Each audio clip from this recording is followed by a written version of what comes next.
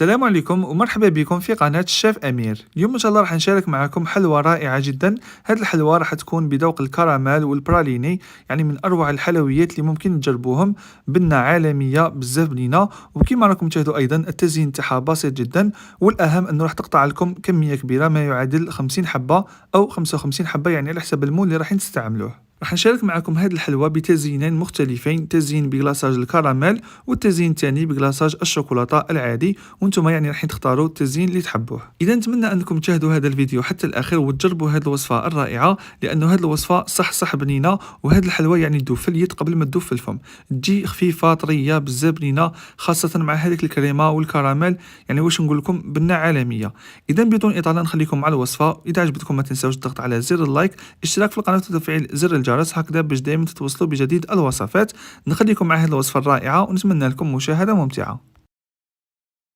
اذا فاول حاجه راح نحضروا مع بعض عجينه الصابلي بذوق الكراميل. في اناء راح نديروا 250 غرام تاع زبده طريه، وهذه الكميه تاع الزبده راح تخرج لكم ما بين 55 حتى 50 حبه، يعني على حسب المول اللي تستعملوه. راح نضيف عليها كاس الا ربع تاع سكر بودره ما يعادل 4 ملاعق كبيره، وراح نضيف ايضا 2 صفار تاع بيض، ونضيفوا رشه تاع ملح.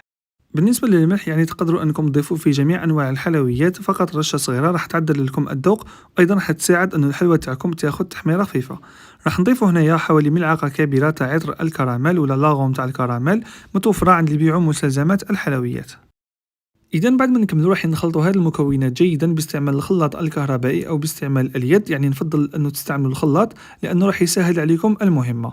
راح نضيف هنا نص كاس تاع زيت نباتي، ونكمل نخلط باستعمال الباتر ولا الخلاط الكهربائي حتى يمتزجون كامل المكونات مع بعض ونتحصلوا على قوام كريمي.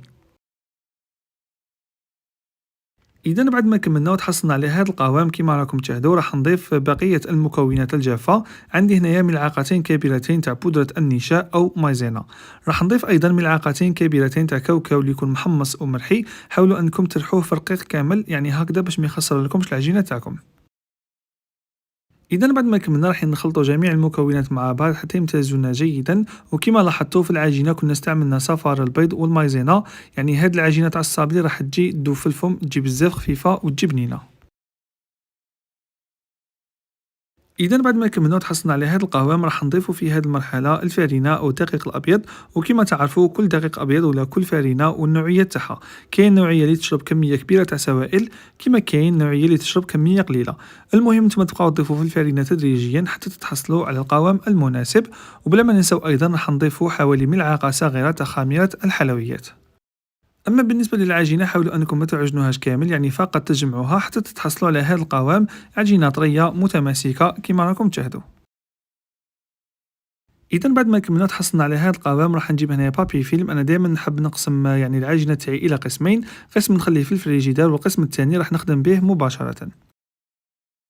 إذا نروحوا مباشرة في كيس بلاستيكي. أنا نستعمل هذه الأكياس تاع الديول، يعني إذا كنتوا شريتوا الديول فننصحكم أنكم تحتفظوا بهم لأنه راح يساعدكم بزاف في العملية. راح نجيب هنايا الكيسين، نحط العجينة في الوسط ونفتحها باستعمال الحلال كما راكم تشوفوا. بالنسبة للسمك تاع هذه العجينة حاولوا أنه يكون شوية رقيق، يعني ما يكونش خشين بزاف، لأنكم ما تعرفوا فيها خميرة الحلويات. إذا راح نكمل نفتح العجينة بهذه الطريقة، وكما راكم تشوفوا في المرحلة الثانية راح فقط نفوتوا عليها هذاك الحلال، هكذا راح تفتح معنا بكل سهولة وأيضا تعطينا وجه أملس. إذا بعد ما كملنا وتحصلنا على السمك المناسب راح نجيب هنايا هذا الطابع على شكل قطرة تاع ماء أو دمعة، يعني تقدروا أنكم تستعملوا الطابع على حسب الذوق تاعكم، إما مربع أو قلب أو دائرة أو نجمة، يعني كما تحبوا نتوما. إذا نكمل نقطع كامل الحبات بنفس الطريقة، وكما راكم تشاهدوا هذا هو السمك المناسب ما بين 3 حتى 4 ملم. إذا راح نرفد كامل الحبات نحطهم في صينية اللي يكون فيها ورقة طهي. بالنسبة للعجينة المتبقية، يعني بعد ما نكونوا حطينا كامل الحبات تاعنا في الصينية، هذه العجينة راح نعطيكم طريقة باش يعني تعودوا تستعملوها بطريقة سهلة جدا. راح نلفوها يعني ما بين هذا الكيس بلاستيكي، ومن بعد نحاولوا كيفاش نشكلوا مربع كما راكم تشاهدوا بهذه الطريقة راني موضحة أمامكم في الفيديو. ومن بعد نفوت عليها بالحلال حتى نتحصل على هذا الشكل المربع، هكذا راح تسهل علي الخدمة في المرحلة الجاية. اذا بعد ما كملنا كامل الكميه تاع الصابلي درناهم في الصينيه، راح ندخلهم يطيبوا في فرن اللي يكون مسخن مسبقا على 180 درجه. وهذه الكميه تاع الزبده راح تعطيكم حوالي 100 حبه او 110 حبات هكذا وحدهم.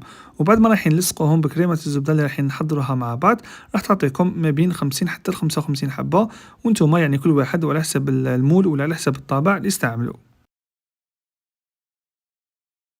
اذا كيما راكم تشوفوا الصابلي تاعنا خلاص راه طاب، راح نحطوه يعني حتى يبرد تماما. وبعد ما يبرد راح نرفدوه، يعني ما ترفدوش وهو سخون لانه راح يتفتت معاكم، فخلوه حتى يبرد تماما. راح نديره في صحن ولا في سله كيما راكم تشاهدوا، ونمروا مع بعض نحضروا كريمه الزبده. اذا بالنسبه للكريمه اللي راح نحشو بها الصابلي تاعنا راح تكون بذوق البراليني. راح نحتاجو فيها مكونات بسيطه جدا. اول حاجه راح نضيفو 200 غرام تاع زبده طريه تكون بدرجه حراره الغرفه. راح نضيف عليها ملعقتين كبيرتين تاع سكر بودره لازم تصفوه مليح، وملعقتين كبيرتين تاع بودره النشاء. ومن بعد راح نضيف عليها البراليني، يعني هذا راهي متوفر عند اللي يبيعوا مستلزمات الحلويات. تقدروا انكم تتحصلوا عليه، تحبوا اما براليني تاع اللوز ولا تاع البندق ولا على حسب الذوق اللي نتوما تحبوه. تقدروا انكم تعوضوه اما بنسلي كراميل ولا تعوضوه بتوفيا كراميل اللي تقدروا كامل تستعملوها. وفي الاخير راح نضيف ملعقه كبيره تاع زيت نباتي، ومن بعد راح نخلط هذه المكونات جيدا باستعمال الخلاط الكهربائي. اذا نبقاو نخلطوا بهذه الطريقه باستعمال الخلاط الكهربائي، يعني راه ضروري جدا في هذه المرحله حتى تشوفوا باللي يعني هذيك الكريمه ضعفت معكم واللون تاعها ولا شويه فاتح كيما راكم تشاهدوا بهذه الطريقه. في هذه المرحله راح نتوقفوا على الخلط وكريمه تاعنا راهي واجده. كيما راكم تشوفوا القوام تاعها يجي ليس، تجي يعني شويه ثقيله ما تجيش خفيفه، وتجي بزاف بنينه خاصه اذا استعملتوا فيها البراليني او الكراميل. اذا بعد ما كملنا والصابلي تاعنا خلاص راه برد، وايضا كنا وجدنا كريمه تاع الزبده تاعنا درناها في كيس حلواني، وعندي كميه تاع توفيا كراميل او نسلي كراميل اللي كنت هي ايضا درتها في كيس حلواني. راح نبداو مباشره نشكلوا الصابلي تاعنا. كما تعرفوا راح نديروا حبه مع حبه، وفي الوسط راح نديروا الكريمه. دائما نستعمل الكيس الحلواني باش ندير الكريمه تاعي في الوسط، لانه اذا راح نستعمل الملعقه راح تجيني يعني الحبه بزاف مسخه في الجناب والشكل تاعها يعني ماشي شباب كامل. فحاولوا انكم تستعملوا الكيس الحلواني، الخدمه راح تجيكم نقيه ومتقونه. اذا كما شفتوا طريقه سهله جدا. راح نجيب الكريمه تاع الزبده نديرها في الجوانب تاع الحبه الاولى، ومن بعد راح ندير الكراميل في الوسط، ونعاود نحط الحبه الثانيه ونضغط عليها شويه هكذا باش يعني الشكل تاعها ما يتغيرش معنا بزاف، ونحاول كيفاش ننزع كامل الكريمه تاع الزبده اللي راهي زايده في الحبه. راح نكمل كامل الحبات بنفس الطريقة كما شفتوا، يعني طريقة مبسطة في متناول الجميع. وكما قلت لكم حاولوا أنكم تستعملوا الكيس الحلواني لأنه راح يسهل عليكم العملية بزاف. اذا بعد ما كملت كامل الحبات، هذه الكريمه تاع الزبده راح تكفيكم باش تعمروا كامل الحبات تاعكم. راح ندخلهم في الثلاجه يعني حوالي 5 دقائق يحكموا روحهم مليح. هذيك الكريمه تاعنا تجمد معنا، ونروحوا في هذا الوقت نحضروا مع بعض الكلاصاج تاع الكراميل. بالنسبه للكلاصاج بذوق الكراميل راح نحتاجوا فيه 250 غرام تاع شوكولاته بيضاء، عندي مغرفه كبيره تاع زيت، ملعقتين كبيرتين تاع توفيا كراميل او نسلي كراميل، وعندي ايضا شويه تاع كاكاو اذا حبينا نغيروا اللون. كما نعرفوا الشوكولاته البيضاء تكون حساسه بزاف، يعني اذا ضفتوا لها اي حاجه راح تخسر معكم، فما تخافوش. يعني هاد الكلاصاج تاع الكراميل راح نصنعوه بطريقه سهله جدا. اول حاجه راح ندوبوا الشوكولا، ومن بعد راح نضيف عليها ملعقه كبيره تاع زيت نباتي ونخلطوها جيدا. وبعد ما نكملوا ونضيفوا الملعقه تاع الزيت ونخلطوها جيدا مع هذيك الشوكولا، راح نضيف عليها ملعقتين كبيرتين تاع توفيا كراميل او نيسلي كراميل. ومن بعد راح نخلطوا هذه المكونات جيدا. راح تلاحظوا ان الشوكولاته تاعكم يعني بدات تخسر معكم، لكن ما تخافوش لانه هذه هي الطريقه الصحيحه باش تحضروا بها الكلاصاج تاع الكراميل.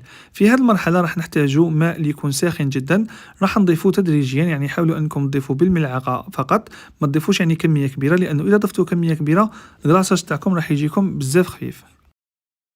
اذا كما راكم تشاهدون نضيفوا الماء الساخن تدريجيا يعني شويه بشويه، ونبقاو نخلطوا باستعمال الملعقه، ما تخلطوش بالفوي، لانه اذا خلطوا بالفوي ولا بالخلاط اليدوي راح تدخل لكم كميه كبيره تاع هواء في الكلاصاج تاعكم. فنخلطوا بالملعقه ونضيفوا الماء الساخن حتى نتحصلوا على هذا القوام كما راكم تشاهدوا.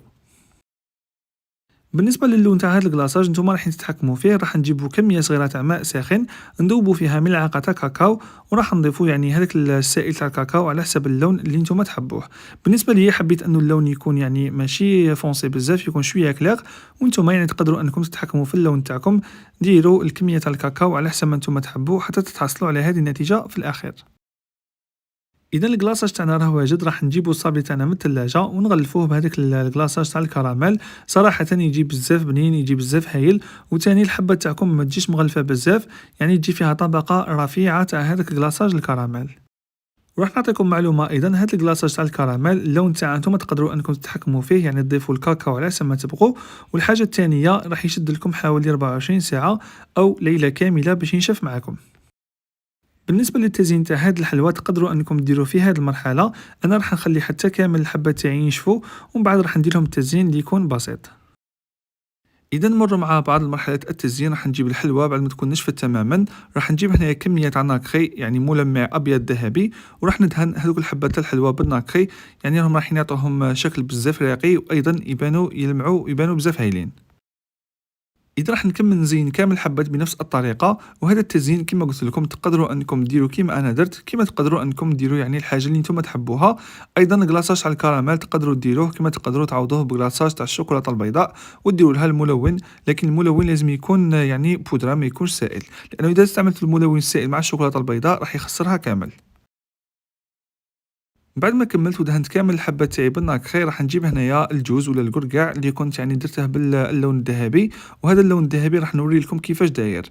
وراح نجيب ايضا الشوكولاته البيضاء اللي درتها في كيس حلواني، وندير يعني فتحه صغيره ونروح ندير هذه الخطوط بالشوكولاته البيضاء كيما راكم تشاهدوا. ومن بعد ندير نقطه في الوسط ونحط الحبه تاع الجوز تاعي ونخليها تنشف يعني وتلصق معنا بكل سهوله.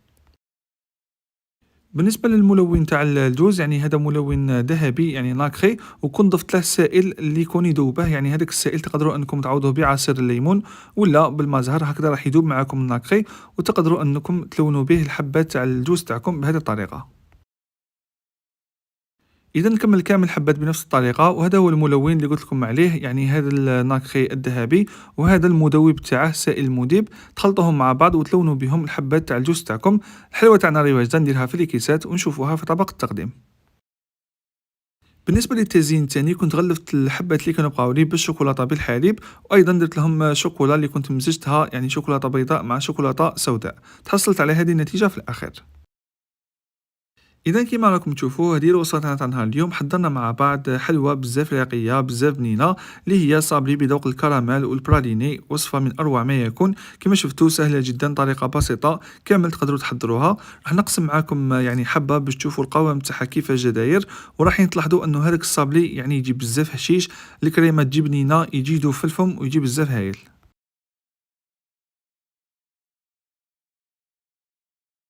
اذا كيما راكم تشوفوا وصلنا لنهايه تاع الفيديو. راح نقسم معكم حبه، راح نقسمها باليد فقط، كنت حاب نقسمها بالموس لكن نفضل نقسمها باليد باش تعرفوا بلي صح هذا الصابلي يعني يجي طري ويجي خفيف. وايضا الكريمه اللي تجي داخل مع هذيك الكراميل بنه عالميه، يعني واش نقول لكم لازم عليكم تجربوا هذه الحلوه. اذا الى هنا وصلنا لنهايه الوصفه تاعنا اليوم، ما تنساوش تجربوها. اذا جربتوها شاركوا معي تطبيقاتكم، نتلاقاو ان شاء الله في وصفات اللي راهم جايين بزاف هايلين. فما تنساوش تشتركوا في القناه وتفعلوا زر الجرس هكذا باش دائما تتوصلوا بجديد الوصفات. ما بقى لي غير نقول لكم تهلاو في روحكم بزاف بزاف، ومع السلامه.